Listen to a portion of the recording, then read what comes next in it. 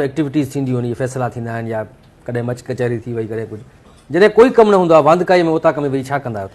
गिला अच्छा, सॼा इहे पाण में सोट मासात वेही करे वांदा वेठा को फ़ैसिलो न आहे। पोइ जेको उतां जे अॻियां माण्हू भर जे ॻोठ वारो लंघंदो, को ऑफिसर लंघंदो, पोइ उनजी गिला कंदासीं। अच्छे कपिड़ा पाए जेको लंघंदो न, पोइ साड़ पोइ जीअं लंघंदो वञे थो मोतबर, अच्छा कपिड़ा पाती थो वरितई।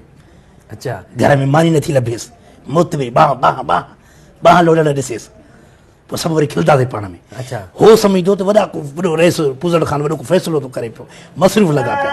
अच्छा,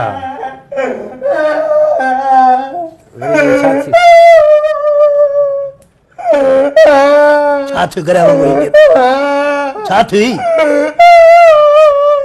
छा थियो रे?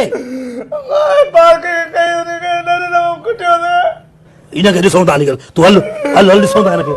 पार्किंग वारा वरी मोतबर थिया आहिनि अची करे हिते कराची में पार्किंग जा पैसा था वठनि।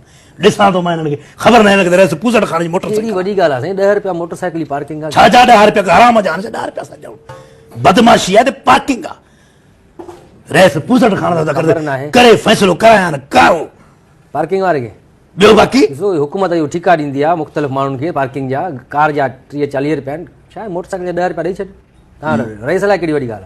अड़े खाली मैदान ते रोड ते गाॾी बीठा कंहिंजे पीउ कयो आहे रोड, पार्किंग जा पैसा ॾींदासीं। मां ॾिसां थो हिनखे। कानून खे तव्हां फॉलो न कंदव? छा जो कानून खे फॉलो कयूं? कानून असां पाण ठाहींदा आहियूं, रईस सरदार ठाहींदा आहिनि कानून खे।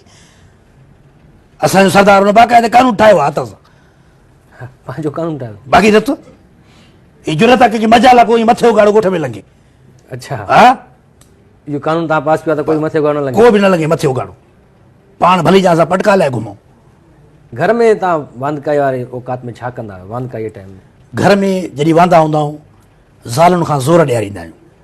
अच्छा, जंगुनि खे? जंगुनि खे ज़ोर ॾियारींदा। शाम जो टोकार थी वेंदी, खटूं आम्हूं साम्हूं रखी सॼा सौट मासात ॿाहिरि आई, हर कंहिं सां ज़ाल वेठी आहे ज़ोर ॾींदी थी वञे सभिनी खे।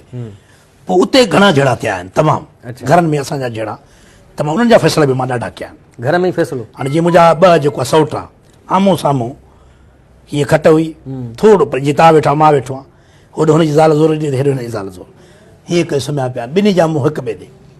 अच्छा, हाणे वॾे भाउ नंढे खे चयो, असां मुड़ुस बि मोतबर आहे, ज़ोर थो ॾियारे, पग खटे आयो आहे, कोॾर खटे आयो आहे, हूंदा ॿई वांदा। वॾे भाउ जीअं हुनखे चयो, हुन बि वरी चयोसि नंढे भाउ तूं साईं मोतबर आहे, ज़ाल खां ज़ोर ॾियारे थो पियो। ज़ाल ॾिसे कारे जेल में मिली वियसि, हाणे वरी ज़ोर थो ॾियारेसि। माना वांदा हो त ईअं बसि तूं बूट खणंदा, जीअं बूट आहे, हे बूट आहे बसि खणंदे त ईअं डस डस, तव्हांखे त मां नथो हणां, पर ईअं हिक ॿिए खे हणंदा हिते बसि रतु उछाण, पोइ मायूं आयूं मायुनि खे कुट लठियूं ॾुंडा पट, हे फायर थी वेंदा।